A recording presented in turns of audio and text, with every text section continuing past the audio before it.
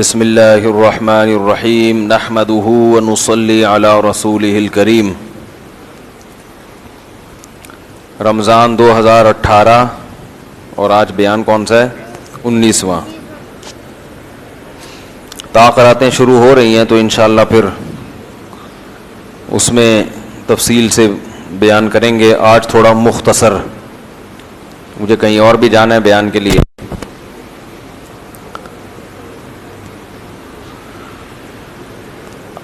آج ہم نے سورہ لقمان پڑھی ہے، سورہ احزاب بھی پڑھی ہے۔ کچھ واقعات ہیں جو ہم انشاءاللہ تاقراتوں کے لیے رکھیں گے، اس میں اعتکاف والے بہت ہوتے ہیں تو وہ مضامین بہت اہم ہیں۔ سوال کتنے ہیں؟ زیادہ نہیں ہیں؟ اور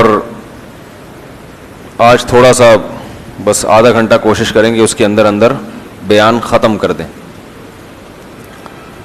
آج ہم نے سورہ لقمان پڑھی ہے۔ وَإِذْ قَالَ لُقْمَانُ لِابْنِهِ وَهُوَ يَعِظُهُ يَا بُنَيَّ لَا تُشْرِكْ بِاللَّهِ۔ لقمان علیہ السلام پچھلی امتوں میں یا تو کوئی پیغمبر گزرے ہیں یا کوئی بزرگ گزرے ہیں، اللہ نے ہمیں ان کے بارے میں اس سے زیادہ نہیں بتایا۔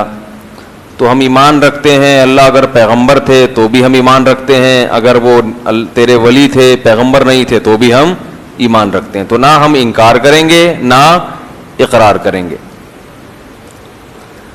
بہرحال کوئی بڑے اللہ والے تھے، تبھی اللہ نے ان کی نصیحت کو قرآن میں بیان کیا۔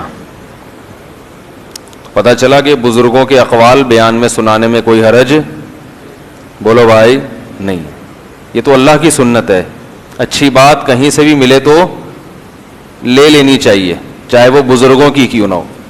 لوگ کہتے نہیں حدیث میں بزرگوں کی باتیں کرتے ہیں، بزرگوں کی باتیں اگر صحیح ہیں تو کرنے میں کوئی حرج نہیں ہے، بات اگر غلط ہے تو وہ کسی صورت میں جائز نہیں ہے اس کو کرنا۔ تو اللہ نے قرآن میں فرمایا وَإِذْ قَالَ لُقْمَانُ لِابْنِهِ، اس وقت کو یاد کرو جب لقمان نے اپنے بیٹے سے کہا۔ اب دیکھو ایک ٹیکنیکل پوائنٹ کی بات، حضرت لقمان نے اپنے بیٹے کو جو نصیحت کی تو اللہ یوں بھی تو کہہ سکتے تھے کہ تم اپنے بچوں کو یہ نصیحت کیا کرو۔ حضرت لقمان کا تذکرہ کرنے کی کیا ضرورت تھی بھائی؟ ہے بھائی حضرت لقمان نے اپنے بیٹے کو یہ نصیحت کی، یہ واقعہ اللہ میں سنا رہے ہیں، مقصد تو یہی ہے کہ جب انہوں نے کی تو تم بھی کرو۔ تو ڈائریکٹ اللہ خود ہی کہہ دیتا، حضرت لقمان کے اس واقعے کو بیان کرنے کی کیا ضرورت تھی بھائی؟ ڈائریکٹ اللہ کہہ دیتا کہ حضرت لقمان نے یہ نصیحتیں کی تو چھوڑو لقمان کو، میں تمہیں بتا رہا ہوں کہ تم نے کیا کرنا ہے، اپنے بچوں کو یہ 1 2 3 4 5 یہ نصیحتیں اپنے بچوں کو کر دیا کرو، تو بات تب بھی تو کمپلیٹ ہو جاتی نا۔ لیکن اللہ نے عنوان کیا اختیار کیا کہ لقمان نے اپنے بیٹے کو یہ سمجھایا، آگے یہ نہیں کہا کہ تم بھی یہ سمجھاؤ۔ اس سے پتہ چلا میرے بھائی کہ نصیحت کرنے کے مختلف انداز ہوتے ہیں۔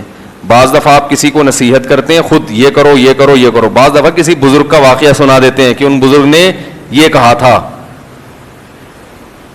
تو اس واقعے کے ضمن میں نصیحت ہو جاتی ہے۔ اس سے پتہ چلتا ہے کہ بھائی بزرگ لوگ جب یہ کام کر کے گئے ہیں تو ہمیں بھی یہ کام کرنا چاہیے، کیونکہ یہ کام اچھے لوگوں کی سنت ہے۔ تو بزرگوں کے واقعات سے جس انداز سے نصیحت حاصل ہوتی ہے وہ براہ راست نصیحت کرنے سے ویسی نصیحت نہیں ہوتی، اس سے اور بزرگوں کے واقعات سنانے کی تاکید ثابت ہو جاتی ہے۔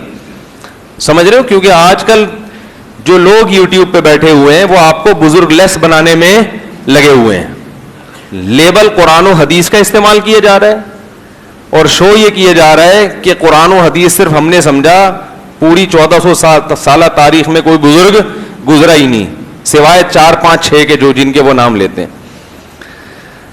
تو ہر دور میں بزرگ چلے آ رہے ہیں جو اچھی اچھی باتیں کیا کرتے تھے، اچھے عمل کیا کرتے تھے، اللہ ان کے واقعات کو اور قرآن میں جگہ دیتا ہے۔ احادیث میں تو بہت ہیں ایسے واقعات، اور پھر ہمارے بزرگوں نے، اسلاف نے، محدثین نے، مفسرین نے اور بہت سے ایسے واقعات اپنی کتابوں میں نقل کیے ہیں اہل اللہ کے۔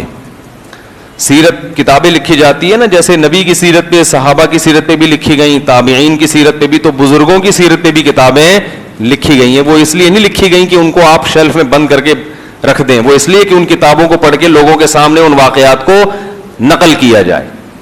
سمجھ رہے ہیں کہ نہیں سمجھ رہے؟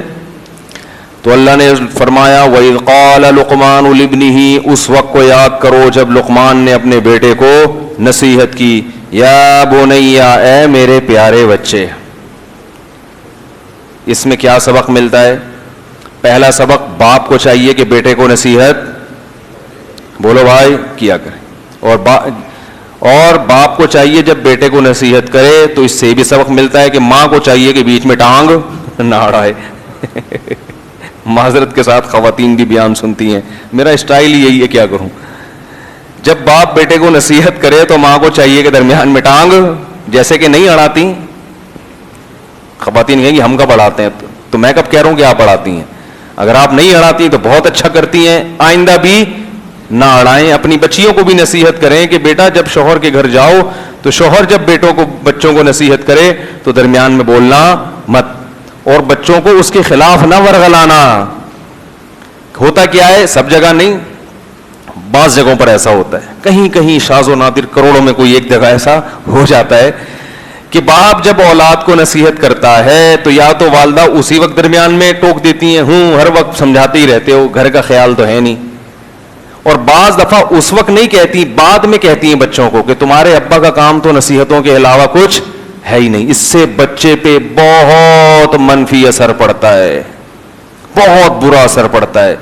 مائیں سمجھتی ہیں کہ اس طرح سے ہم بچے کو اپنی طرف کھینچ لیں گے, حالانکہ بچہ نہ باپ کا رہتا ہے نہ ماں کا رہتا ہے. بالکل یہی کنڈیشن ماں کی بھی ہے کہ ماں جب بچے کو نصیحت کر رہی ہو تو باپ کو بھی چاہیے کہ ٹانگ نہ اڑائے, اس کو نصیحت کرنے دے, چاہے وہ غلطی نصیحت ہو, فی الحال چپ رہے تاکہ بچے کے دل سے ماں کا احترام نہ نکلے. پھر سائڈ پہ لے جا کے, چھاؤں میں لے جا کے اس کو سمجھائے, بیگم یہ جو تم نصیحت کرتی ہو, ایک تو تمہارا اسٹائل مجھے آج تک سمجھ میں, وہ جو بھی باتیں وہ الگ سے لے جا کے کر لیں, ایک تو تمہارا نصیحت کا اسٹائل آج تک مجھے سمجھ میں نہیں آیا, تھوڑا نرم لہجے سے کر لیتی, اور چلو کر بھی لیا ہے تو یہ بات نہیں بلکہ ان کو یہ سمجھائے. اسی طرح عورت اپنے شوہر کو چھاؤں میں لے جا کے, سائڈ پہ لے جا کے سمجھا دے کہ آپ نے جو بچے کو یہ نصیحت کی ہے اس میں یہ ٹیکنیکل قسم کا فالٹ ہے, لیکن اس وقت کچھ بھی نہ بولا جائے, بہت نقصان ہے اس کا, بہت نقصان ہے. تو والدین کو چاہیے ویسے آپس میں لڑیں, مگر بچوں کے لیے تو تھوڑی دیر کے لیے ایک ہو جایا کریں. ان کو تو یہ بتائیں کہ ہم کیا ہیں, ایک ہیں. لڑنا ہو کنڈی بند کریں, پھر جو گتم گتا لڑائی پڈا کرنا کریں. تو لیکن تربیت باپ کی ذمہ داری ماں کی نسبت زیادہ ہے, تو اس لیے اللہ نے یہاں کس کا ذکر کیا, باپ کا, کیونکہ ماں جو ہے نا اس کا جسمانی تربیت میں کردار زیادہ ہے اور باپ کا روحانی تربیت میں کردار زیادہ ہے. تو یہاں اللہ نے باپ کی نصیحت کا ذکر کیا, قرآن میں کہیں ماں کی بیٹے کو نصیحت کا تذکرہ نہیں ہے, حالانکہ وہ بھی شریعت کا حکم ہے, لیکن باپ کو ہائی لائٹ کیوں کیا جا رہا ہے, یہ بتانے کے لیے کہ نصیحت کرنا, روحانی تربیت کرنا, یہ پہلی ذمہ داری کس کی ہے, باپ کی. آج بھی انگریز کی جو کتابیں ہیں نا, جو انگریز نے جب بر صغیر پر حکومت کی اور عدالتی قانون بنایا تو اس میں یہ لکھا تھا نیچرل گارجن جو ہے بچے کا وہ باپ ہے. یہ گورا بھی اس بات کو مانتا تھا کہ نیچرل گارجن کون ہے, جو قدرت نے جس کو بنایا وہ کون ہے, باپ. تبھی باپ زیادہ پخروٹی ہوتے ہیں ماں کی نسبت. لوگ آ کے شکایت کرتے ہیں نا, ابا ہر وقت یار ابا کا موڈ ہی آف رہتا ہے, ابا ہر وقت یہ کیوں کیا, یہ کیوں نہیں کیا, ابے کہاں جا رہا ہے, کدھر سے آ رہا ہے. ماں پھر بھی تھوڑا کمپرومائز کرتی ہے. تو میں نے کہا بھائی یہ اللہ نے اس میں سافٹ ویئر انسٹال کیے ہیں ایسے. ابا جو پنچایتی ہوتے ہیں یہ سافٹ ویئر پنچایت کی کس نے انسٹال کی, ابا میں, یہ اللہ نے کی ہیں. اللہ نے اس کو جان بوجھ کر ایسا بنایا ہے تاکہ بچہ آزاد نہ ہو اور بچے کی تربیت ہو لاشعوری طور پر. باپ نہ چاہتے ہوئے بھی بچے کی تربیت کرتا ہے. تو جسم کے لیے اللہ نے بنایا ماں کو, وہ اپنی چھاتی سے دودھ پلاتی ہے, روٹی پکا پکا کے کھلاتی ہے. بچہ بھوکا سوئے گا, ماں کو نیند نہیں آئے گی, ہر وقت ٹھوسنے کی فکر میں لگی رہتی ہے, یہ کھا لے میرا لال, یہ کھا لے, بیمار ہے, نزلہ کیوں ہو رہا ہے, کم بخت ابھی تو تجھے ہے, میں نے منع کیا تھا نا بوتل نہیں پینا. وہ اس چکر میں لگی رہے گی زیادہ. اور باپ کو کس چیز کی زیادہ فکر ہوتی ہے؟ تمیز سے انسان کا بچہ بن کے زندگی گزار رہا ہے یا ہے بھائی؟ انسان کا بچہ بن کے زندگی گزار رہا ہے کہ نہیں گزار رہا؟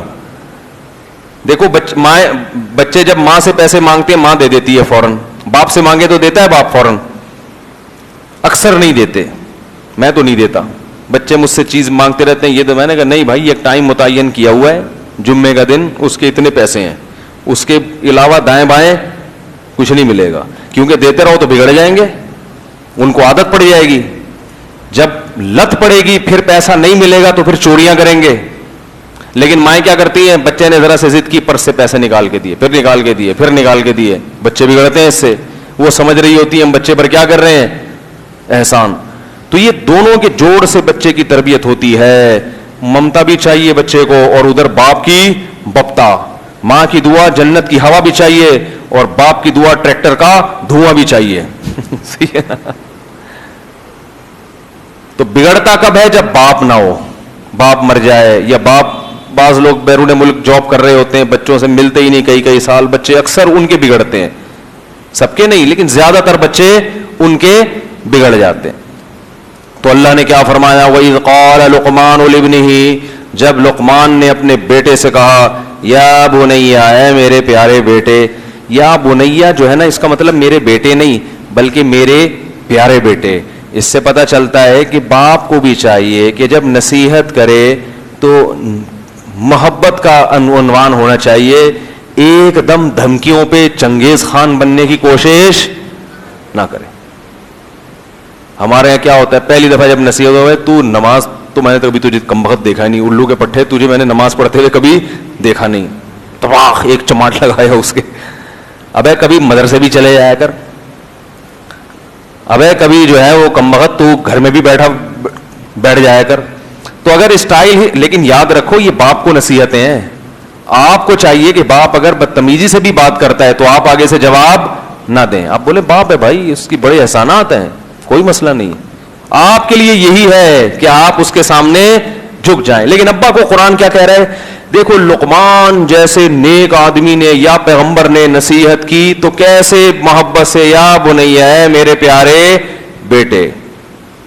اور نصیحت کیا کر رہے ہیں, لا تشرک باللہ. ہماری نصیحت شروع ہوتی ہے, بیٹا اسکول میں کم نمبروں سے پاس مت ہونا, پورے نمبر چاہیے مجھے. تیرا باپ کا جو پیسہ خرچ ہو رہا ہے نا فیس میں, یہ حرام کا نہیں ہے, یہ درخت پہ نوٹ نہیں لگتے. اس دفعہ اگر تیرے نمبر کم آئے نا, گھر سے ٹانگیں توڑ کے باہر نکال دوں گا. تو مقصد بچے کا مستقبل نہیں ہوتا, مقصد ہوتا ہے بچہ کماؤ پوت بنے. جب میں تجھ پہ انویسٹ کر رہا ہوں تو مجھے اس کا ریٹرن چاہیے. بہت مشکل ہے بھائی, بہت مشکل ہے سمجھانا. ایسا ہوتا ہے کہ نہیں ہوتا؟ اس کو انسان کا بچہ بنانا مقصد نہیں ہے, پیسے والا بنانا مقصد ہے. اچھا ڈاکٹر بنے تاکہ پیسے زیادہ کمائے, اچھا انجینئر بنے تاکہ پیسے زیادہ کمائے, فوج میں اچھے عہدے پہ جائے تاکہ پیسے زیادہ کمائے, عزت بھی زیادہ کمائے, پیسے بھی زیادہ کمائے. تو عزت دولت اسی کے گرد کیا ہو رہا ہے, گھوم رہا ہے. اس کو تربیت تھوڑی کہتے ہیں. عزت اچھی چیز ہے, دولت اچھی چیز ہے, مگر اس کو تربیت تھوڑی کہتے ہیں بھائی. اگر یہ تربیت ہے تو سابق صدر سب سے زیادہ عزت دار اور بزرگ شخصیت پاکستان میں گزرے ہیں, کیونکہ ان کی عزت بھی ماشاءاللہ. اور کیا خیال ہے بھائی, 5 سال دنیا میں کسی نے اس کائنات میں, پاکستان میں کم از کم ایسا نہیں ہوا کہ تمیز سے گزارے ہو. قارون پھر سب سے زیادہ کیا تھا, عزت والا اور دولت والا بھی تھا. وہ دولت تھی تو عزت بھی تھی. تو نصیحت شروع کہاں سے کر رہے ہیں, لا تشرک باللہ, یعنی بتایا کہ اچھا انسان بننے کے لیے سب سے پہلے کیا ہے, اپنے رب کو انسان پہچانے کہ مجھے پیدا کس نے کیا. دیکھو والدین چاہتے ہیں کہ سب سے پہلے بچے کے سامنے ہمارا تعارف ہو, بچہ ہمیں پہچانے. بچپن سے ماں باپ کو اس کی کوشش ہوتی ہے نا. ماں بچے کو کیا سکھاتی ہے, یہ تمہارے ابو اور میں تمہاری امی. ابا کیا سکھاتا ہے, میں ابو اور یہ امی. سب سے پہلے یہ, پھر بھائی بہن.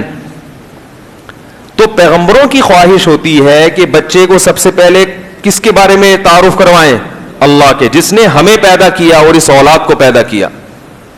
تو ہماری آپ کی بھی سب سے زیادہ کوشش ہونی چاہیے کہ بچہ سب سے پہلے کس کو پہچانے؟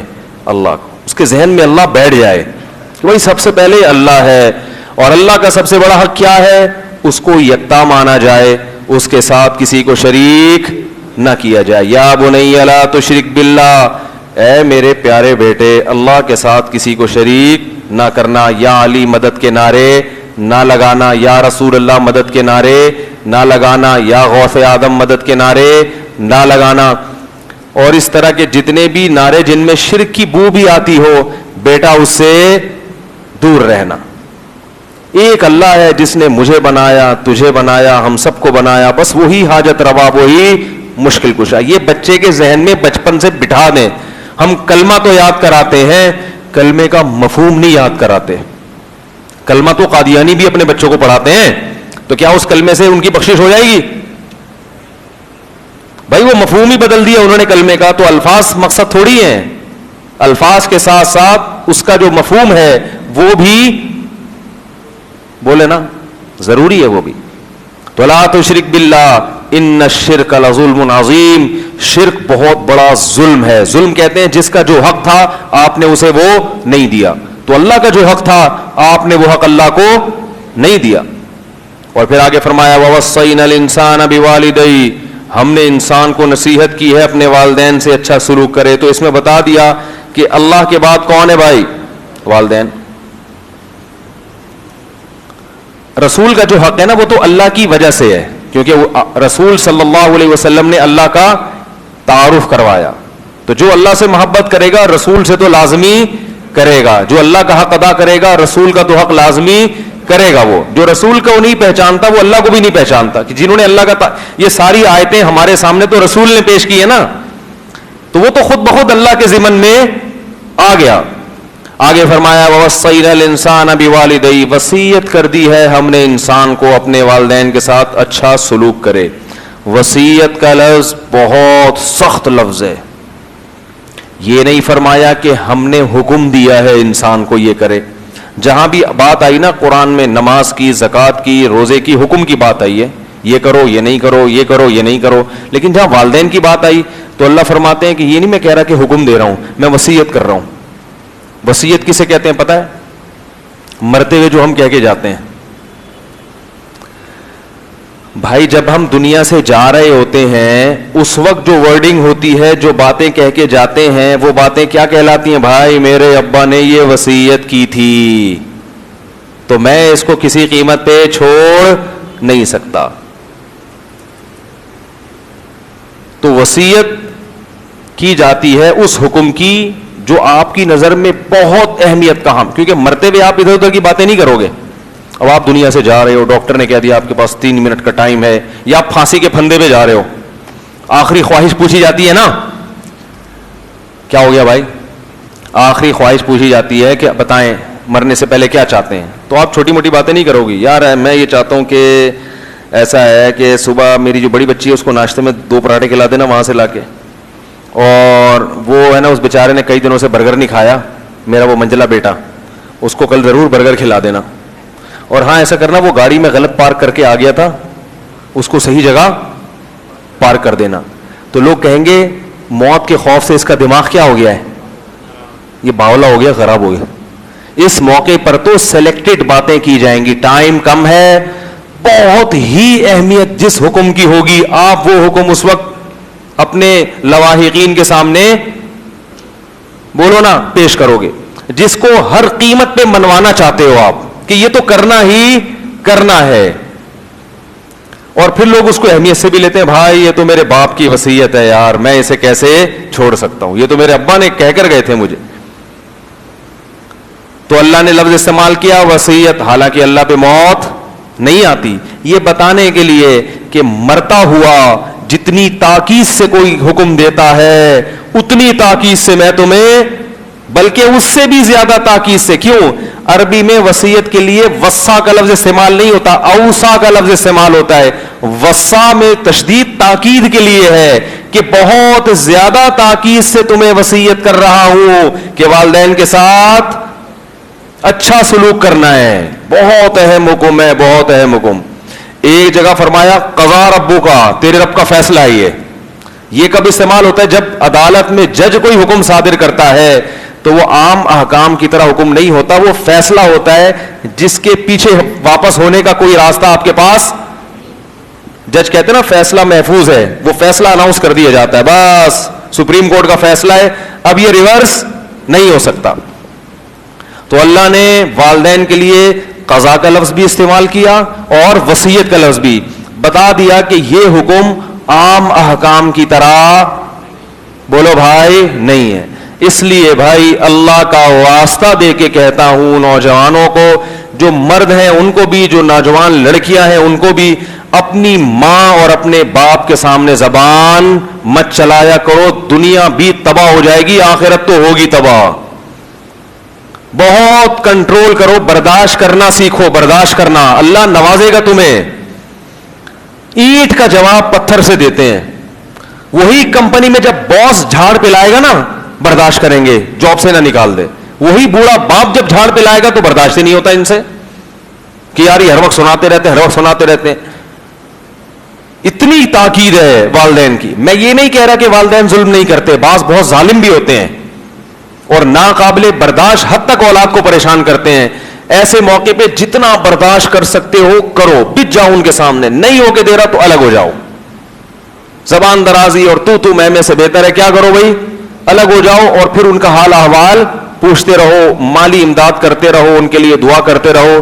اس کے علاوہ آپ کے پاس کوئی آپشن نہیں ہے. بہت زیادہ بعض دفعہ، سب نہیں، ہزار میں کوئی ایک دو ایسے والدین ہوتے ہیں جو بعض دفعہ اولاد کو واقعی ستاتے ہیں، واقعی وہ تنگ کر دیتے ہیں، بہت زیادہ تنگ کر دیتے ہیں. تو ایسی صورت میں جب ایسی ناقابل برداشت صورتحال ہو جائے تو میں کہتا ہوں بھائی کیا کرو، الگ رہو اور پھر ان کے لیے دعائیں پھر بھی کرتے رہو، کیونکہ ان کا حق کبھی بھی ادا نہیں کر سکتے. اللہ نے بہت بڑا حق جب اللہ نے بنا دیا تو ہم کون ہوتے ہیں بحث کرنے والے. اور والدین کو اولڈ ہاؤس میں جمع کرانا، بیماری میں ان کو نہ پوچھنا، بیمار چھوڑ کے چلے جا کے کوئی ملازم رکھ لیتے ہیں ماسی اور خود بھول گئے ان کو. ماسی کو پیسے دے دیں گے، وہ سارے پیمپر شیمپر خود ہی چینج کر دے گی ماں کے، اور یہ ابا کے لیے بھی ایک ملازم رکھا، خود بالکل بھول گئے. یہ بھی غلط ہے بھائی. ابا کی گندگی صاف کیا کرو خود. اگر فالج ہو گیا ہے، قومے میں چلے گئے، اللہ نہ کرے لقوہ ہو گیا، ان کو خود اپنے ہاتھوں پہ بٹھا کے نہلاؤ دھلاؤ، یہ خدمت کرو. بہت بڑی خدمت ہے، بہت بڑی خدمت. اللہ بہت نوازے گا، آخرت میں نہیں دنیا میں بھی نوازے گا، آخرت تو بعد میں ہے. مسلمان معاشرے میں یہ تصور نہیں تھا کہ ابا کے لیے دوسرا کوئی بندہ رکھا جائے. یہ تو اس دور کی یہ جہالت ہے اور سفاکیت ہے. ہاں آپ سے مشکل ہو رہی ہے، ایک آدمی سے سنبھالا نہیں جا رہا، پھر ملازم رکھ لیا، وہ ایک الگ بات ہے.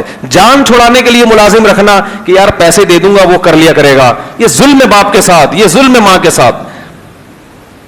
پہلے اس کا تصور نہیں تھا معاشرے میں. اپنا بڑھاپا سوچو، تمہارے اوپر بھی تو یہ سب کچھ آئے گا نا. الحمدللہ ایسے لوگ بھی ہیں 15 سال سے باپ کوما میں گیا ہوا ہے لیکن بیٹے اس کو چھوڑ کر جانے کے لیے تیار نہیں ہے. بیٹے اس کی خدمت کرتے ہیں، اس کے قضائے حاجت اس کے بستر پہ ہی سب واش کرتے ہیں، دھوتے ہیں، پیمپر چینج کرتے ہیں. ایسے بیٹے بھی ہیں الحمدللہ. لیکن مغربی کلچر آہستہ آہستہ ہمارے ہاں آ رہا ہے اور اس کی وجہ بھی والدین ہے. والدین اپنی اولاد کو دین نہیں سکھاتے. انہوں نے ساری زندگی ان کو فزکس کیمسٹری میں لگا کے رکھا ہے اور فزکس میں والدین کے حقوق کہیں بھی نہیں پڑھائے جاتے. میڈیکل سائنس میں یہ تو بتایا جاتا ہے بچے کی پیدائش کا پروسیس کیا ہوتا ہے، لیکن باپ اور ماں کا بچے پر کتنا بڑا احسان ہے. میڈیکل سائنس میں ایسا کوئی چیپٹر بولو نا بھائی ہے کیا، کہیں پڑھایا جاتا ہے؟ آئیے اب والدین کے حقوق پر پروفیسر صاحب آ کے خطاب کریں گے.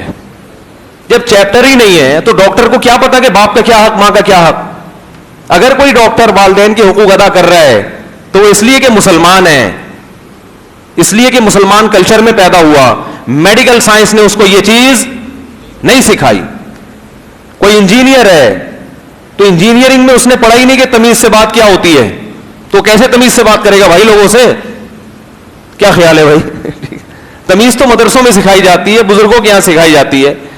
اب بچے ماں باپ کہتے ہیں ہمارا بچہ انجینئر بن گیا مگر ہم سے تمیز سے بات نہیں کرتا. میں ان سے کہتا ہوں بھائی اس نے جتنی کتابیں پڑھی ہیں اس میں تمیز نام کا کوئی چیپٹر تھا ہی نہیں. تو کیسے بات کرے گا؟ آپ کو اگر تمیز سکھانی تھی اس کے لیے تبلیغ میں بھیجتے آپ اس کو. کچھ اللہ کی راہ میں پسینہ بہاتا, اللہ کی راہ میں جوتے کھاتا, اللہ کی راہ میں ٹینشن اٹھاتا, تو اس کے اندر برداشت کی قوت پیدا ہوتی, والدین کے فضائل سنتا, اللہ رسول کی احکام کی اہمیت دل میں پیدا ہوئی ہوتی, اہل اللہ کے پاس جا کے بیٹھتا, بزرگوں کی جوتیاں سیدھا کرتا. تو جب سفید ریش بزرگوں کی جوتیاں سیدھا کرنے کی عادت پڑے گی تو باپ کا احترام بھی دل میں آئے گا کہ نہیں آئے گا؟ اور سارا دن بیٹھ کے بزرگوں کو گالیاں دیتا رہے گا تو ایک دن اپنے ابا کو بھی کیا کرے گا؟ گھر سے نکال دے گا باہر. تو ادب تمیز میں مجھے یاد ہے ہم جب مدرسے گئے تو ہم نے دیکھا کہ ہمارے شیخ جو حضرت مفتی رشید احمد صاحب تھے, طلبہ ان کے جوتے سیدھے کرتے تھے. وہ بڑی عمر کے تھے, سفید ریش تھے, تو ہم نے بھی دیکھا دیکھی ان کے چپل سیدھے کرنا شروع کر دیے. جب وہ جا رہے ہیں تو ہم چپل اٹھا کے رکھ دیتے تھے. کچھ دنوں میں مجھے خیال آیا, جب میں گھر آتا تھا تو مجھے پھر شرم آتی تھی کہ یار ہم اپنے باپ کے جوتے کیوں نہیں اٹھاتے. جب ایک پریکٹس ہو گئی نا تو پھر شرم آتی تھی کہ ہمارے ابا اپنے جوتے اپنے ہاتھ میں پکڑ کے چلے اور ہم پیچھے پیچھے ایسے ہی چلیں, یہ ہماری غیرت کے خلاف. وہ ابا پھر میں کوشش کرتا تھا ابا کے جوتے اٹھاؤں, ابا اٹھانے نہیں دیتے تھے, لیکن دل میں ایک شرمندگی ہوتی تھی. تو یہ چیزیں ٹریننگ سے آتی ہیں. تمیز کہاں سے آتی ہے؟ فزکس کیمسٹری سے؟ بولو بھائی, نہیں آتی. تو بہت ضرورت ہے. کلچر تباہ ہو رہا ہے, باپ کا احترام نکل رہا ہے, دادا دادی نانا نانی کا احترام نکل رہا ہے. جو غیر مسلموں میں ڈراموں میں فلموں میں دیکھ رہے ہیں وہی چیز ہمارے گھر میں آ رہی ہے. دادیوں کو جھڑکا جاتا ہے, دادی ماں کی طرح ہوتی ہے بھائی, وہ تمہاری باپ کی بھی ماں ہے, اس کا تو بہت زیادہ احترام ہے, اس کے لیے بھی قابل احترام ہے. اس کے تو قدموں میں بیٹھا کرو, پاؤں دبایا کرو, کڑوی کسیلی سنا کرو. نہ دادی کا احترام نہ نانی کا احترام. مذاق اڑا رہے ہوتے ہیں, دادی ہر وقت کھانستی رہتی ہے, دادی چیختی رہتی ہے, دادی کو تمیز سے بات, آہستہ بولو. ایک جگہ میں نے دیکھا ایک صاحب کہہ رہے ہیں اپنی دادی کو ذرا آہستہ بات کرو.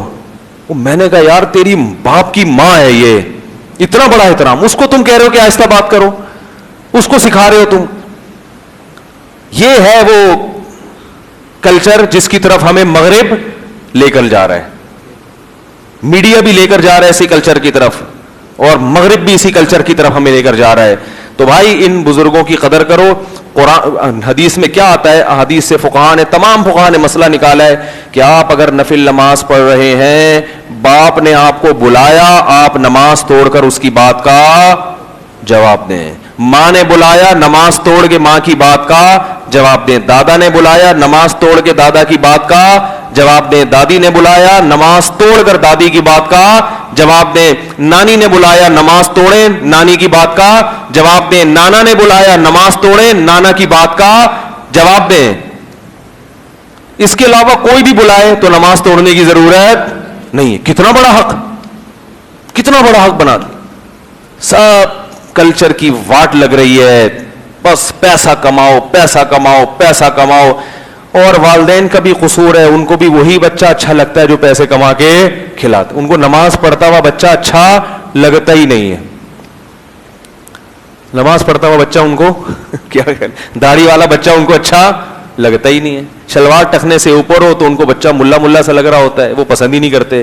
تو جب آپ چاہتے ہو آپ کا بچہ لبرل بنے اور جناب زمانے کے ساتھ چلے, تو بھائی زمانے میں سب سے آگے تو امریکہ نکل چکا ہے. تو اگر آپ کا بچہ وہاں پہنچے گا تو سب سے پہلا کام یہ کرے گا, 60 سال ہوتے ہی آپ کو گھر سے باہر نکالے گا کہ آپ کی کھانسی سے ایکچولی جراثیم جاتے ہیں اور آپ نے لائف کو انجوائے کیا. اب ڈیڈی آپ ہمیں بھی لائف کو انجوائے کرنے دیں, بلا وجہ بے وقت کھانس کھانس کے ہماری نیند خراب نہ کریں. تو پھر لبرلزم تو اس کو بولتے ہیں بھائی. یہ جو لبرل لوگ کچھ اپنے ابا اماں کی خدمت کرتے ہیں, یہ مذہب کے اثرات ہیں جس کی وجہ سے کر رہے ہیں. یہ خاندانی اثرات ہیں اسلامی کلچر کے. اب یہ اثرات آہستہ آہستہ مزمحل ہو رہے ہیں, کم ہو رہے ہیں. اگلی 2-4 نسلوں میں نہیں ہوگا یہ. کیسے سمجھائیں بھائی, کیسے سمجھائیں؟ تو خوب خدمت کرو. اور بھی بڑی چیزیں ہیں, لیکن پھر وہ معاملہ خراب ہو جائے گا.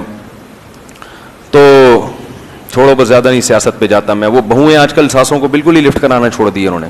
ساسیں بھی ظلم کرتی ہیں مگر بہویں بھی کوئی اتنی نیک نہیں ہے. ساسیں بھی ظلم کر رہی ہیں لیکن بہو بھی. یہ نہیں کہ چلو یار میں آئی ہوں تو میرے میاں کی ماں ہے تو تھوڑا سا اپنی ماں جیسا تھوڑا سا سمجھ لوں. کبھی کبھار ساس کو غصہ آئے تو چپ کر کے برداشت کر لوں کہ بڑے ہیں, بڑوں کا اسلام میں کیا ہے احترام. بس ایک مسئلہ یاد کیا ہوا ہے کہ بہو پر ساس کی خدمت واجب نہیں ہے. تو یہ مسئلہ جو ہے نا, جیسے ہی آپ کے بیٹے کی شادی ہونے لگے اس کے ماتھے پہ لکھ کے لگا دیا کریں کہ بیٹا تم جو بہو لے کر آ رہے ہو, پہلی بات الگ رہے گی, ساس کے ساتھ رہنا واجب نہیں ہے. نمبر 2, میں اگر کبھی پانی کا پوچھوں گی تو مجھے میری رائٹنگ میں یہ مسئلہ بتائے گی کہ بہو پر ساس کی خدمت واجب. تو سوچو اس ساس پر, اس ماں پہ آرے چلیں گے نا دل پہ, جس نے بیٹے کو پال پوس کے بڑا کیا ہے, اور اس کی بیوی ایسے ٹھینگا دکھا رہی ہے اس کو, وہ کہہ رہی ہے بیٹا تھوڑی سی تو کچھ تو کر لو میرے لیے, کچھ تھوڑا سا آج تم کھانا پکا لو, آج میرے سے پاؤں دبا دو. کہہ گے بہو پر ساس کی خدمت واجب نہیں ہے. ہاں یہ ظلم ہے کہ بہو کو بالکل اس کو نچوڑ دینا, اس کو نوکر بنا کے رکھنا, وہ ریموٹ کنٹرول کی طرح وہ سارا دن چلتی رہے, 18 روٹیاں پکوا رہے ہیں, یہ ظلم ہے, اس میں کوئی شک نہیں ہے.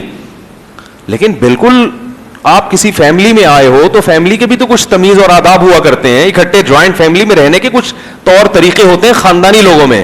جو خاندانی نہیں ہوتے ان میں کوئی طریقہ نہیں ہے, ان میں ہر آدمی اخپل طریقے سے رہتا ہے. کیوں مولوی صاحب, آپ پشتو ہیں نا, جو خاندانی لوگ ہیں وہ اخپل طریقے سے تو نہیں رہتے نا, ان کا تو اپنا ایک نظام ہوتا ہے نا.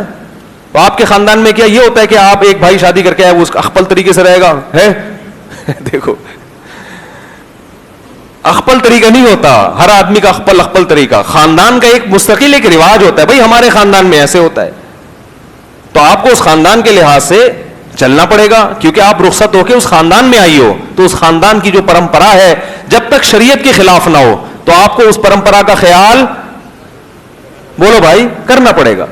شریعت نے اس بارے میں کوئی لگا بندہ ضابطہ نہیں بنایا, بس شریعت نے کہا عاشروہن بالمعروف, عرف کے مطابق چلو, عرف کے مطابق. ہاں وہ عرف اگر ظلم پر مبنی ہے, اس میں اگر بہو سے 18 روٹیاں پکوائی جا رہی ہیں, ایک صاحب آئے کہنے لگے میری بیوی سے میرے ابا اور میری اماں 18 روٹیاں پکواتی ہیں ایک ٹائم پہ, دوپہر بھی 18 شام بھی 18. میں نے کہا 18 بندے ہیں گھر میں, کہہ رہے نہیں وہ مزدوروں کے لیے بھی فلانے کے. میں نے کہا بھائی جان یہ کیا ہے, یہ ظلم ہے یار. کبھی چلو ہو گیا مہمان آ رہے ہیں, لیکن اتنا تو یہ تو زیادہ ہو گئی نا. تو ایسا ظلم ہو رہا ہو تو ایک الگ بات ہے, لیکن بالکل ہاتھ کھینچ لینا تو یہ غلط ہے بھائی. یہ خاندانی لوگوں میں ایسا نہیں ہوتا. اس پر میرا ایک بیان ہے کہ کیا بہو پر ساس کی خدمت واجب ہے, تو اس پر میں نے قرآن و سنت کی روشنی میں پورا ایک مدلل بیان کیا, یوٹیوب پہ سرچ کریں گے آ جائے گا. لیکن میں پھر کہتا ہوں کہ ساسیں اس کا ناجائز فائدہ نہ اٹھائیں. ساس 2 کام کر لینا تو گھر جنت بن جائے گا. نمبر 1 کہ تانے نہ دیا کرے.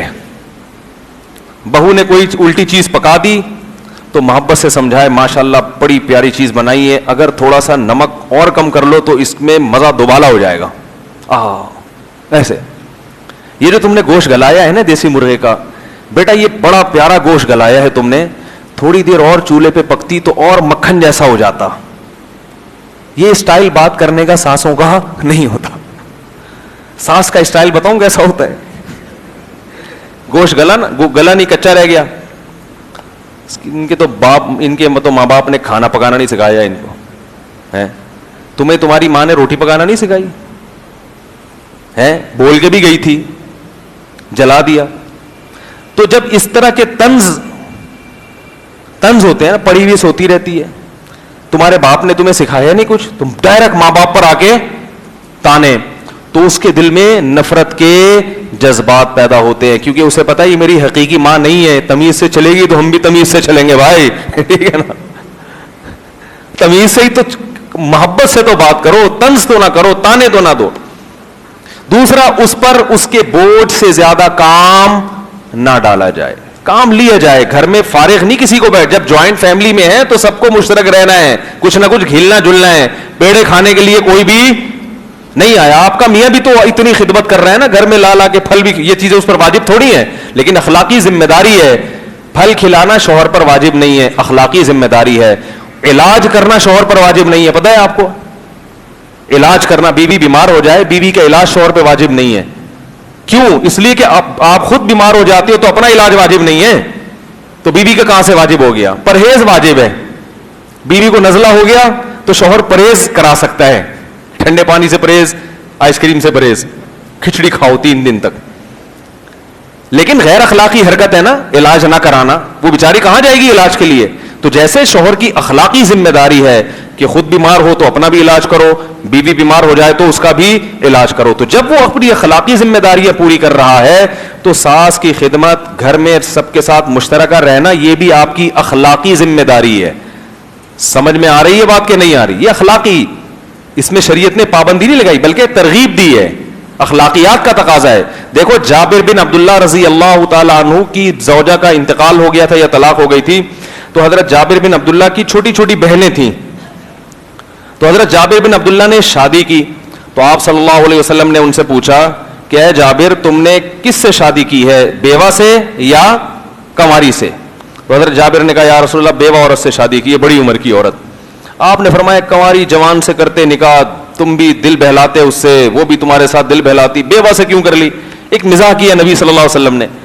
انہوں نے کہا یا رسول اللہ میری چھوٹی چھوٹی بہنیں ہیں, میں ان کی دیکھ بھال کے لیے انہی جیسی لے آؤں, اس کو تو خود سنبھالنا پڑے گا نا, کم عمر ہوگی تو میرا مقصد کیا تھا نکاح کے لیے, اپنی ان چھوٹی بہنوں کے لیے کوئی گھر میں ماں جیسی بھی کوئی مل جائے ان کو, تو اس لیے میں نے بڑی عمر کی عورت سے کی ہے. تو اس سے کیا پتا چلا, نکاح بعض دفعہ اس لیے بھی کیا جاتا ہے کہ بھائی گھر میں سنبھالنے کے لیے کوئی عورت آ جائے گی. اب جابر بن عبداللہ کی زوجہ آتی اور کہتی میرے ذمے تمہاری چھوٹی بہنوں کی خدمت نہیں ہے, مجھے الگ گھر لے کے دو, تو ان کا تو نکاح کا سارا مقصد ہی کیا ہو جاتا, فوت ہو جاتا. تو اس سے پتا چلا ہے کہ نکاح کے بہت سارے مقاصد ہیں. ایک مقصد یہ بھی ہے کہ بھئی بیوی سے دل لگی کی جائے, ایک مقصد یہ بھی ہے کہ گھر میں کوئی کام کاج کے لیے, کوئی گھر کی رکھوالی کے لیے, اور گھر میں ماں باپ کی خدمت کے لیے, بہن بھائیوں کے لیے, گھر میں ایک فیملی کو بڑا کرنے کے لیے کہ ہمارے گھر کے افراد بڑھ جائیں, اس کے لیے بھی نکاح کیا جاتا ہے. اب جناب وہ آپ نے نکاح کیا, اتنی ساری وہ بیگم صاحبہ آتے ہی کہہ رہی ہیں کہ مجھے میرے ذمے کچھ بھی واجب نہیں ہے, مسئلے کی روح سے تو واجب نہیں ہے, لیکن اخلاقی لحاظ سے آپ کی بہت ساری ذمہ داری. اس طرح خاندان ٹوٹیں گے. تو نہ اس کو چاہیے کہ ظلم کرے اور اس پر اس کے بوجھ, ظلم کا مطلب تانے نہ دیا کرے, خام خامے بیٹے کے کان بہو کے خلاف نہ بھرا کرے, غلطیوں کو جیسے اپنی بیٹیوں کو نظر انداز کرتے ہیں. دوسرا, اس کی حیثیت سے زیادہ اس پہ بوجھ نہ ڈالے. کبھی وہ کام سے منع کر دے تو اس کو یہ حق بھی ہونا چاہیے. بعض دفعہ بھائی موڈ نہیں ہے, طبیعت سیٹ نہیں ہے, آج میرا بس طبیعت خراب ہے, تو اس کی میڈیکل سرٹیفکیٹ نہ مانگے اس سے ساس کہ آج آپ کے جو سر میں درد ہے, ابھی تو آپ ہاں ہاں ہی کر کے باتیں کر رہی تھی بیٹھ کے, وہاں بھی اتنی سر میں درد. بھائی ہو جاتا ہے بعض دفعہ ہو جاتا ہے, ہمارے ساتھ بھی تو ہو جاتا ہے نا. اچھے بھلے بیٹھے ہیں, کوئی موڈ آف ہو جاتا ہے, کوئی طبیعت خراب ہو جاتی ہے آدمی کا, پھر کہتا ہے نہیں ہو رہا. نیند بعض دفعہ زیادہ آتی ہے, تھکاوٹ اتنی ہوتی ہے کہ اٹھا نہیں جاتا. اب ساس آ کے بول رہی کم بہت پڑی ہوئی ہے, اس کو تو پولیس بلانی پڑے گی اٹھانے کے لیے.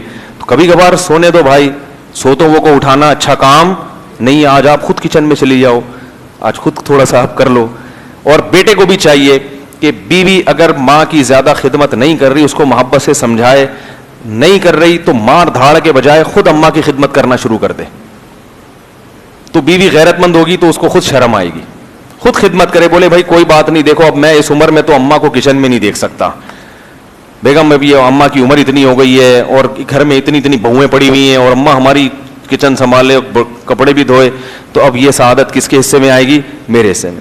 تو جب بیوی اپنے میاں کو دیکھے گی وہ پجامے دھو رہا ہے بیٹھ کے تو خود اس کو تھوڑی سی شرم آئے گی. وہ اس کو شرم اس لیے نہیں آتی کہ میاں صاحب کو نصیحتوں کے علاوہ کوئی کام نہیں ہے, کام یہ اپنی ماں کا ایک دھیلے کا بھی نہیں کرتے. اس کو پتا ہے یہ اس کو ماں کی قدر ہوتی تو کبھی خود بھی تھوڑا سا ہلتا نا, ہلتا ہی نہیں ہے اپنی جگہ سے. تو اس کو ماں کی قدر نہیں ہے, اس کو مجھ پہ روب جمانے کا, بولو بھائی, شوق ہے, چودراہٹ کا شوق ہے. تو چودراہٹ کے لیے اور کوئی ذریعہ مل نہیں رہا تھا, تو اب ماں کے عنوان سے جو ہے نا مجھ پہ روب جمانا شروع کر دیا ہے. خود چائے پلا دے ماں کو, خود خدمت کریں, یہ تو زیادہ ثواب ہے, تو بڑی سعادت کی بات ہے. وہ خدمتیں جو مرد کر نہیں سکتے, جس میں مرد کے لیے ناممکن ہے, حیا اور یعنی بعض دفعہ ایسے استنجا کرانا یا ایسا, وہ پھر آپ کہتے ہیں بھائی بہو سے کہ تم کر لو تو بہت ثواب ملے گا انشاءاللہ تمہیں, اور اس کے بدلے میں پھر اس کو کچھ نوازیں بھی, اضافی بھی, خیال کریں یار یہ میری ماں کی خدمت کرتی ہے, کوئی بات نہیں اس دفعہ میں تمہیں عیدی ذرا زیادہ دوں گا, اور پھر انشاءاللہ ہم جو ہے وہ سوئٹزرلینڈ گھومنے کے لیے بھی انشاءاللہ جائیں گے, ٹھیک ہے نا. نہیں تو جتنی اللہ نے جیب میں گنجائش دی, انڈا موڑ گھوم کے آ جائیں, کہیں بھی جائیں, کچھ تھوڑا سا وہ دکھائیں, اپریشیٹ کریں. تو یہ دو چار چھوٹی چھوٹی چیزیں ہیں, اگر ہوں تو گھر کیا بن جائے گا, جنت. ورنہ وہی انگریزوں کی طرح ہو رہا ہے, شادی ہو کے بیوی گھر میں نہیں ہوٹل میں آتی ہے, گھر تو وہی ہوتا ہے جس میں کوئی بوڑھا تو ہو. جس گھر میں بوڑھا نہیں ہے وہ گھر نہیں ہے. وہ گھر وہ تو ہوٹل ہے. صحیح ہے نا, وہ تو ہوٹل ہے, گھر تھوڑی ہے. اتنا دل چاہتا ہے, ہمارا بھی دل چاہتا ہے کہ کاش ہماری والدہ, ہماری دادی دادا زندہ ہوتے, کچھ تھوڑا سا ڈانٹتے, کچھ نصیحت کرتے, کچھ تھوڑی سی جھاڑ پھیلاتے. تو گھر میں کوئی بوڑھا نہیں ہے تو کوئی نصیحت کرنے والا نہیں ہے. کوئی ہوتا جس کے ہم تھوڑی جھاڑ سن کے برداشت کرتے, اس کے پاؤں دباتے, اس سے دعائیں لیتے. تو یہ کتنی بڑی نعمت ہے گھر میں بوڑھے کا وجود. آج کیسی زندگی گزر رہی ہے, گھر میں بوڑھا برداشت نہیں ہو رہا, بس الگ ہو جاؤ, بس الگ ہو جاؤ, بس الگ ہو جاؤ. پھر آپ کی اولاد ہوتی ہے تو کیسی محبت سے دادا دادی نانا نانی اس کو پالتے ہیں, وہ ایک الگ لطف ہے. گھر میں اگر آپ کے بڑے نہیں ہیں تو آپ باپ ہو, دادا کا مزہ بچوں کو ملتا ہی نہیں ہے. نہ نانا کی محبت ملتی ہے نہ دادا کی محبت ملتی ہے. آدھی کام تو دادا دادی نانا نانی بچوں کا کر لیتے ہیں ان کو پالنے میں.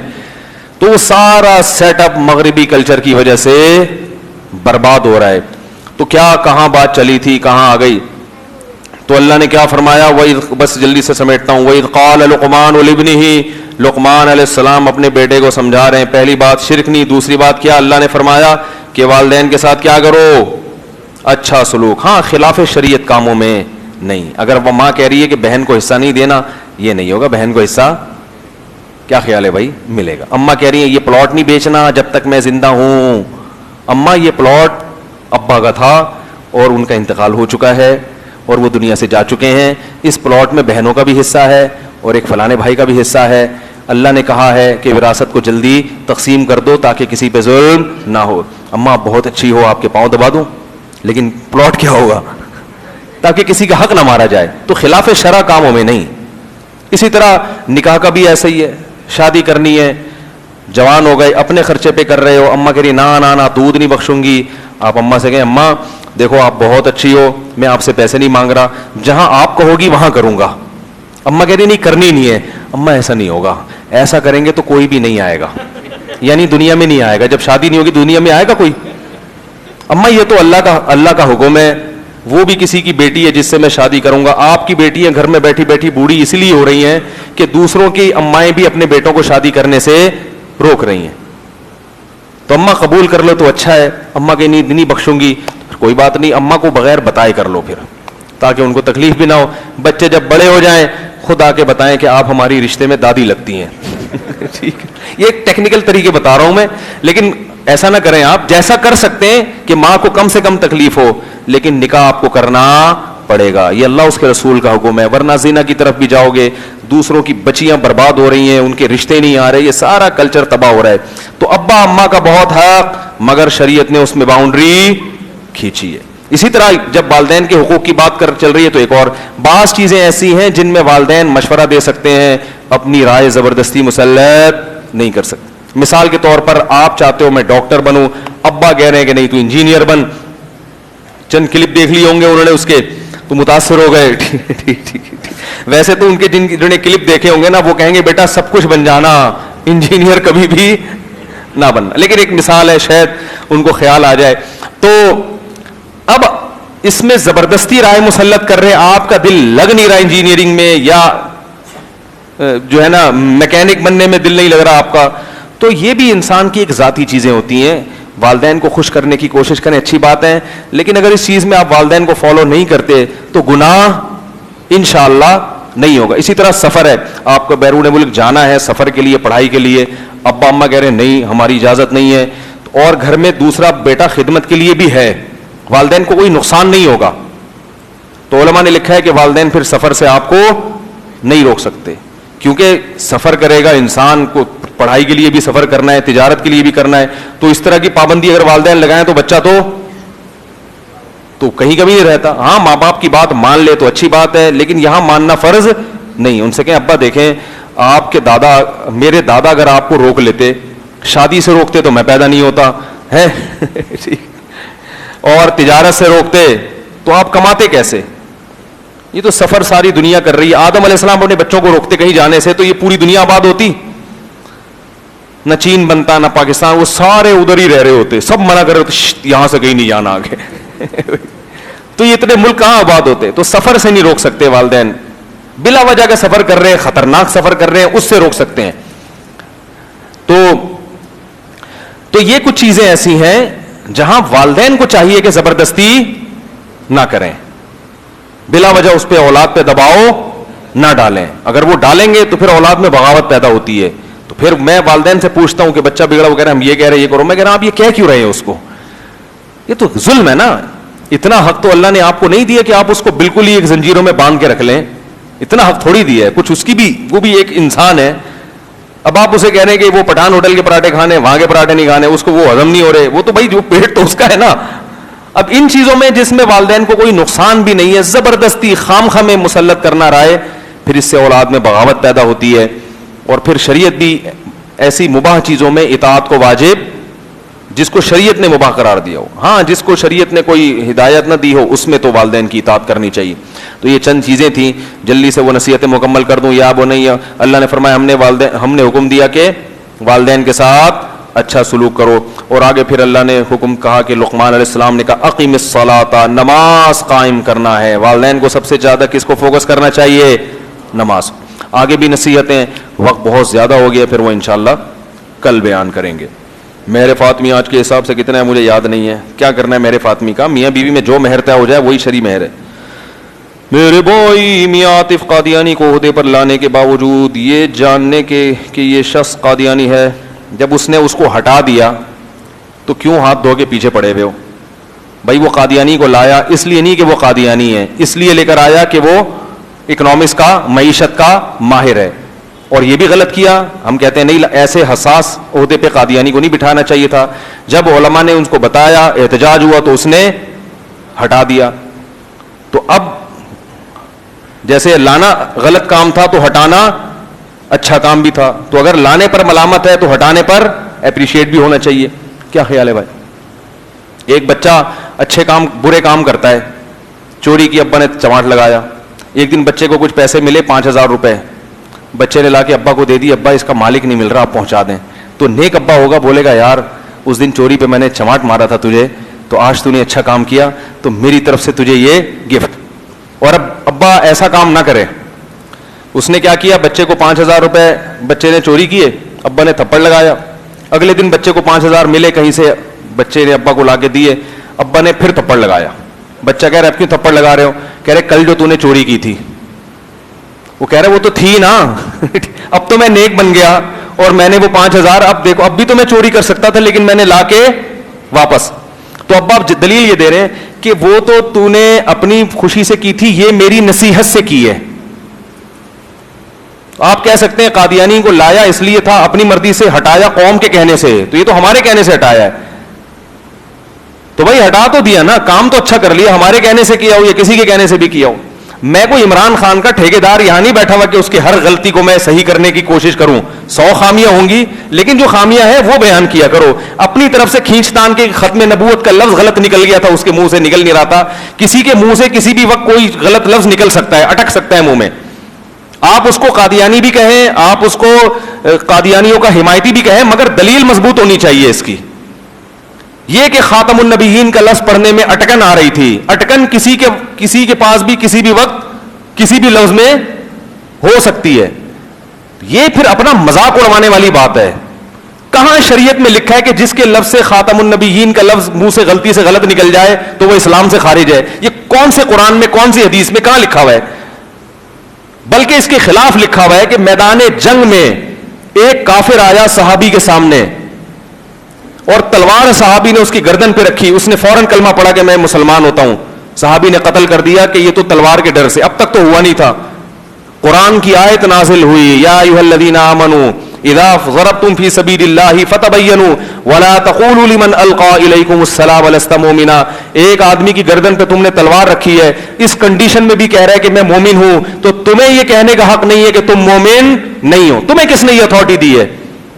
اور حدیث میں جاتا ہے جب نبی کو پتا چلا کہ انہوں نے قتل کر دیا, آپ اتنا غضبناک ہوئے, آپ نے فرمایا ہلا شققت قلبا, تم نے اس کے دل کو چیر کے کیوں نہیں دیکھا؟ کیسے کہہ رہے ہو کہ اس نے اوپر اوپر سے کلمہ پڑھا ہے؟ تو ایک آدمی کہہ رہے میں قادیانی نہیں ہوں, میں ختم نبوت پر ایمان رکھتا ہوں, آپ کہہ رہے ہو نہیں چونکہ خاتم النبیین کا لفظ پڑھنے میں اٹکن ہوئی ہے. یہ قرآن و حدیث یہ سکھا رہا ہے آپ کو, آپ اس پہ 100 دفعہ لعنت بھیجے, میرا چاچا بھی نہیں لگتا وہ عمران خان, نہ میرا ماموں لگتا ہے, لیکن ہم شرعی حدود کی تو سکھائیں گے نا. آپ مولانا فضل الرحمان پہ بھی الزام لگاؤ گے, اگر وہ دلیل مضبوط نہیں ہوگی ہم اس میں بھی آپ کو کہیں گے کہ یہ طریقہ درست, یہ کون سی دلیل بنتی ہے. تو یہ دینداروں کی طرف سے جب یہ چیزیں آتی ہیں تو پھر افسوس ہوتا ہے. ایک صاحب کہنے لگے یہودی عورت سے شادی کی ہے, میں نے کہا یہودی عورت سے شادی کر کے اس کو طلاق دی ہے, شادی دیکھ رہے ہیں اس کی طلاق. یہودی عورت سے شادی تو حضرت حذیفہ ابن یمان نے بھی کی تھی, نبی کے صحابی تھے. حضرت عمر نے کہا کہ اس کو چھوڑ دو, فرمایا نہیں چھوڑوں گا. صحیح ہے نا, اللہ نے حلال کیے تو آپ کون ہوتے ہیں منع کرنے والے. اور وہ اسلام قبول بھی نہیں کیا تھا, یہودی ہی تھی, پھر بھی حضرت حذیفہ پر یہودی ہونے کا فتویٰ کسی نے نہیں لگایا. حضرت حذیفہ نے کہا جب یہودی اور عیسائی عورت سے نکاح کی اللہ نے مجھے اجازت دی ہے, تو حضرت عمر کو کہا کہ اگر آپ یہ فتویٰ دیتے ہیں کہ اس سے نکاح حرام ہے تو میں نہیں کروں گا. اگر آپ فتویٰ نہیں دے سکتے تو جب اللہ نے حلال کیا تو آپ کیوں پابندی لگا رہے ہیں؟ حالانکہ اس نے کلمہ نہیں پڑھا تھا, لیکن کسی صحابی نے الزام نہیں لگایا, اور لگا بھی نہیں سکتے. کوئی یہودی عورت سے شادی کرے, چاہے وہ پکی یہودی بھی کیوں نہ ہو, آپ اس کے شوہر کو یہودی ہونے کا تانا اس بیس پہ نہیں دے سکتے, کسی اور بیس پہ آپ دیں, کسی اور اس بیس پہ نہیں دے سکتے. لوگ کہتے ہیں یہودی تو اپنی عورتیں دیتے ہیں لیکن یہاں دی ہے یا نہیں دی. پہلا سوال تو یہ. نمبر 2, اگر یہاں دی ہے تو دینے سے وہ ایجنٹ بن گیا کہ نہیں بنا؟ یہودی بہت سی لوگوں کو اپنی عورتیں دیتے ہیں ایجنٹ بنانے کے لیے, لیکن سارے ایجنٹ بنتے نہیں ہے, کچھ بن جاتے ہیں کچھ نہیں بنتے. تو صرف عورت سے شادی کر لینا, جبکہ اس نے اس کو مسلمان بھی کیا, مسلمان کر کے اس سے شادی کی ہے, اس یہودی کو یہودی ہوتے ہوئے شادی نہیں کی. اور پھر اس میں دوسری دلیل آپ کے ذمے ہے کہ وہاں اس عورت سے شادی اس لیے کی تھی کہ اس کو ایجنٹ بنانے کے لیے, اس پر بھی آپ دلیل پیش کریں. تیسری دلیل اس پہ کہ انہوں نے ایجنٹ بنانے کی کوشش کی اور یہ یہودی عورت سے شادی کر کے ایجنٹ بن بھی گیا. ان تینوں چیزوں میں سے جب تک واضح دلیل نہیں ہوگی, کسی کو یہودی ایجنٹ کہنا یا یہودی کہنا, اس کا آپ کو قیامت کے دن جواب دینا پڑے گا. اور پھر اس نے طلاق دے دی, اگر وہ ایجنٹ ہوتا تو طلاق دیتا یہودی عورت کو؟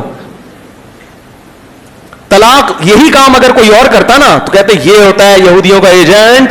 اگر آپ خود پی ٹی آئی میں ہوتے, آپ پتہ کیا کہتے, یہ ہے ہمارا قائد, یہودیوں کا ایجنٹ نہیں بنا, اور بلکہ یہودی عورت کو بھی کیا کر دیا, لات مار کے رخصت کر دیا, نعرے لگاتے پھر رہے ہوتے. لیکن چونکہ آپ پی ٹی آئی کے نہیں ہو اور میں بھی نہیں ہوں پی ٹی آئی کا, یہ بھی آپ کو بتا دوں, ایک دھیلا نہیں ملتا مجھے پی ٹی آئی سے, لعنتیں الگ ملتی ہیں, صلواتیں الگ ملتی ہیں. اور پی ٹی آئی کے لوگ تو میرا بیان سنتے تھے بھاگ گئے. ایک دن میں نے مولانا فضل الرحمان کی تعریف کر دی تھی بیان میں, وہ بھاگ گئے بیان سن. نہ مجھے وہاں سے کوئی پروٹوکول مل رہا ہے کہ عمران خان کا فون ہے ماشاءاللہ زندہ باد, اور نہ کوئی جے یو آئی سے یا مسلم لیگ سے مل رہا ہے. تو میرا دماغ خراب ہے, میں بیٹھ کے یہاں باتیں کر رہا ہوں. میں صرف آپ کو بتا رہا ہوں کہ شرعی حدود کے اندر رہیں, حدود شریعت سے باہر نکل کے آپ کو نہ کسی کی صفائی بیان کرنے کی اجازت اور نہ کسی پر الزام لگانے کی اجازت. سمجھ میں نہیں آ رہی میرا خیال ہے بات.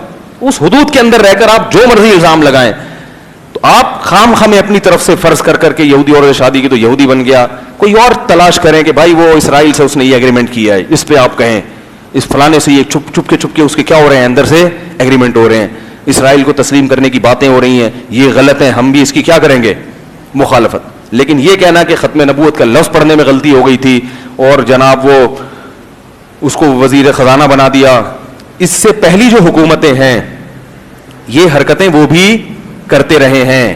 چونکہ آپ ان کے ساتھ ہیں تو ان کے اگلے پچھلے گناہ آپ نے کیا کر دیے, معاف کر دیے. کیا پچھلی حکومت میں قادیانیوں کے حق میں قانون پاس نہیں ہوا؟ بولو بھائی. لیکن اس کے باوجود ہم مسلم لیگ کو قادیانیوں کا ایجنٹ نہیں کہتے, ہم کہتے ہیں دباؤ میں ڈال کے پیسوں کا لالچ دے کے کروا لیا, اس سے ایجنٹ نہیں بن جاتے. غلط کام کیا تو اس طرح ہم کہتے ہیں یہاں بھی غلط کام کچھ ہو رہے ہیں, لیکن اس سے فلاں کا ایجنٹ بنا دینا. جیسے مسلم لیگیوں کو ہم یہودیوں کا ایجنٹ نہیں کہتے, نہ قادیانیوں کا ایجنٹ کہتے, ہم کہتے ہیں لالچ میں آ کے کچھ الٹے کام کیے ہیں, لالچ سے لوگ پھسلتے ہیں, اچھے بھلے لوگ بھی پھسل جاتے ہیں. تو ایسے ہی یہ لوگ بھی ممکن ہے دباؤ میں آ کے انہوں نے کچھ الٹے کام کیے ہوں, لیکن یہودی عورت سے شادی کر کے کمبخت طلاق بھی ہو چکی ہے, اس کو چھوڑ چکا ہے, وہ اس کا جان نہیں چھوڑ رہے کہ تم نے کی کیوں تھی تم نے.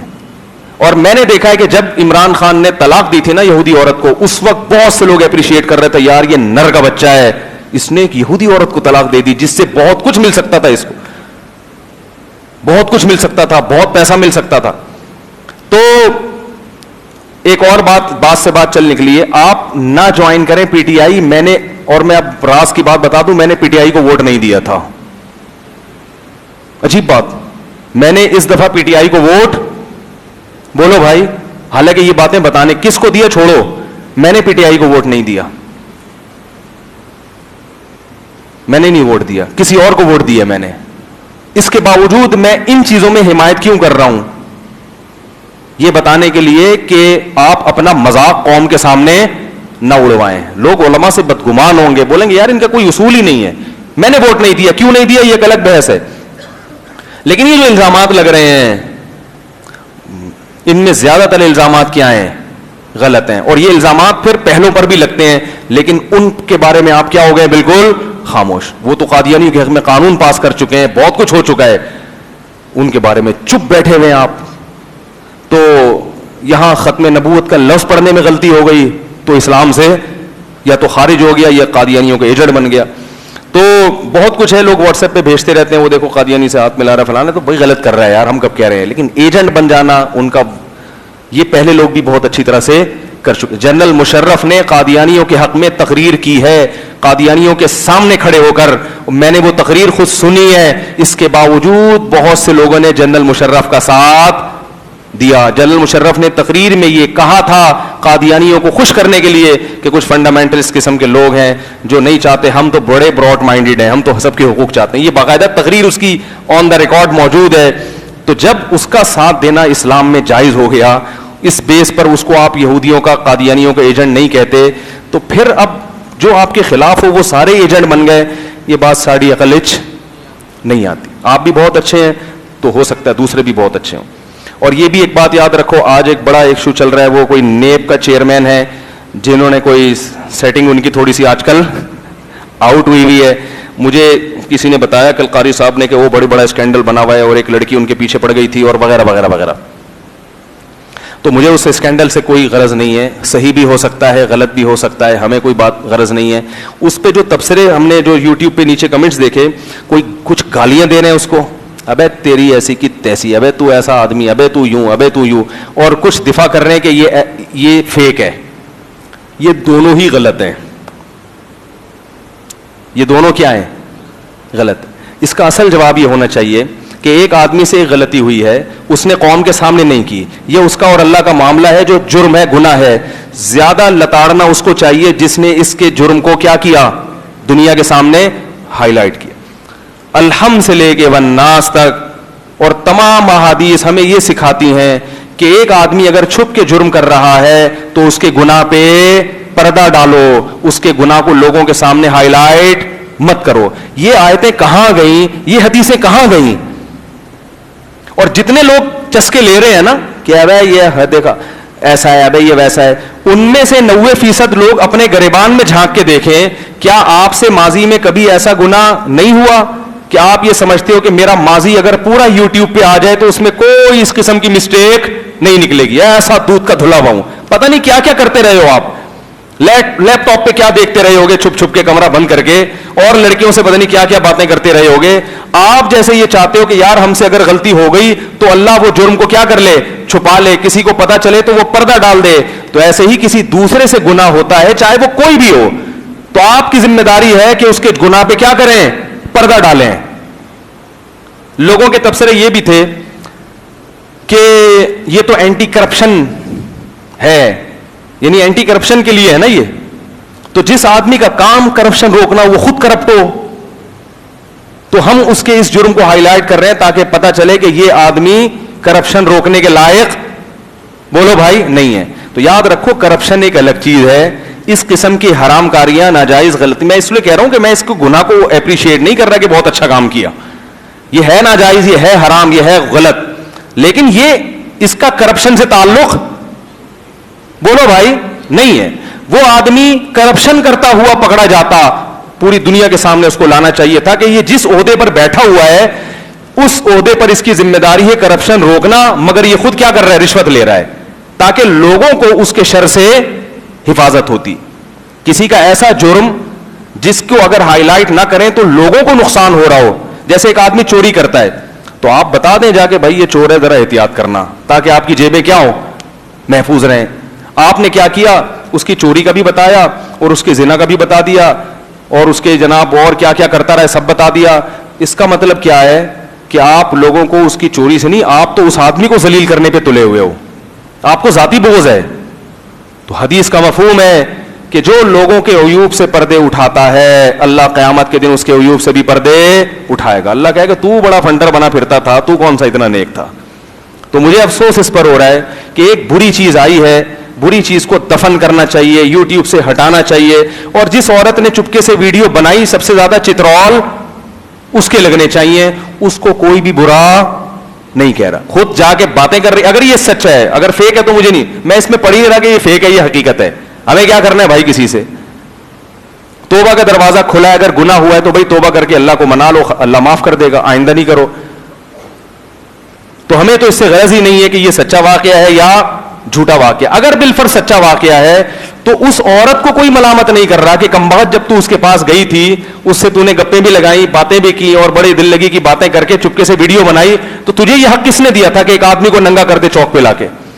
تو چترول کس کے لگنے چاہیے, اس خاتون کے. اس کو کوئی بھی برا بلا, بلکہ اپریشیٹ کر رہے ہیں, ماشاءاللہ ماشاءاللہ آپ نے ایک آدمی کا راز فاش کر کے قوم کو اس بڑے مجرم سے بچایا. جو کہنے والے ہوتے ہیں وہ اس سے بھی بڑے بڑے جرم بولو بھائی کر چکے ہوتے ہیں.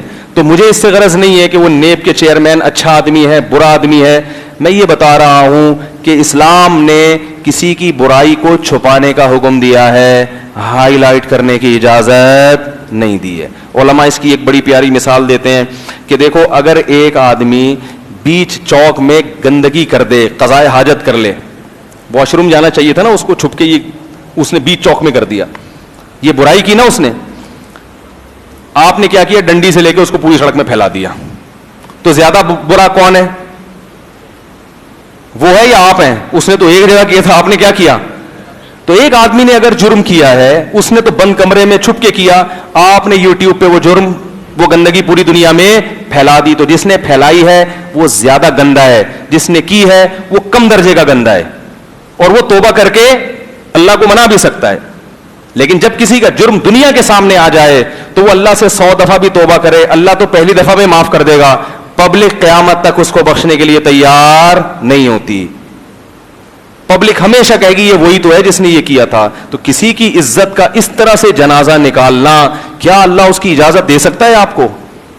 کیا شریعت اس کی اجازت دے سکتی ہے؟ عبداللہ بن مسعود رضی اللہ تعالیٰ عنہ کے پاس کچھ لوگ آئے اور کہا کہ فلاں نے زنا کیا ہے. اب چونکہ 4 گواہ تھے تو حد جاری کرنے کا حکم ہے. عبداللہ بن مسعود کو افسوس ہوا, فرمایا کہ تم اس کے جرم کو چھپا دیتے تو یہ زیادہ اچھا تھا. حالانکہ 4 گواہ ہونا, 4 آدمی زنا کرتے ہوئے دیکھیں تو ان کو شریعت نے اجازت دی ہے, اور 4 سے کم اگر ہو تو پھر تو اجازت بھی نہیں دی ہے کہ کیوں کسی کا راز فاش کر رہے ہو. 4 ہو تو اس لیے کہ بھئی تاکہ یہ معاشرے میں یہ برائی کیا ہو, ختم ہو. لیکن اس پہ بھی عبداللہ بن مسعود خوش نہیں ہوئے کہ کیا مل رہا ہے تمہیں اس آدمی کو سزا دلوا کے, چپکے سے اس کو سمجھا دیتے جا کے وہ توبہ کر لیتا. تو لوگ چسکے لیتے ہیں دوسروں کی عزتوں کو اچھال کے, اور جو زیادہ کمنٹس کر رہے ہوتے ہیں, سب کی بات نہیں کر رہا, میں کسی پہ الزام نہیں لگا رہا, ان میں سے بہت سے خود ان سے بڑے بڑے جرائم میں مبتلا ہوتے ہیں, لیکن اپنے جرم چاہتے ہیں کہ ان پہ اللہ پردہ ڈال کے رکھے, دوسرے کا جرم سامنے آیا تو پوری دنیا میں اس کو پھیلا دیتے ہیں. تو یہ اس جرم سے بھی بڑا جرم ہے جو لوگ بولو بھائی کر رہے ہیں. تو یہ اللہ کے غضب سے ڈرنا چاہیے. کہیں اللہ آپ کی جس نے بھی یہ ویڈیو بنا کے ڈالی ہے اس کو ڈرنا چاہیے کہ اللہ تیرے جرائم کو دنیا کے سامنے کہیں ظاہر نہ کر دے. اللہ تعالیٰ حفاظت فرمائے. بس کافی آج. سبحانک اللہم و بحمدک نشہد ان لا الہ الا انت نستغفرک و نتوب الیک.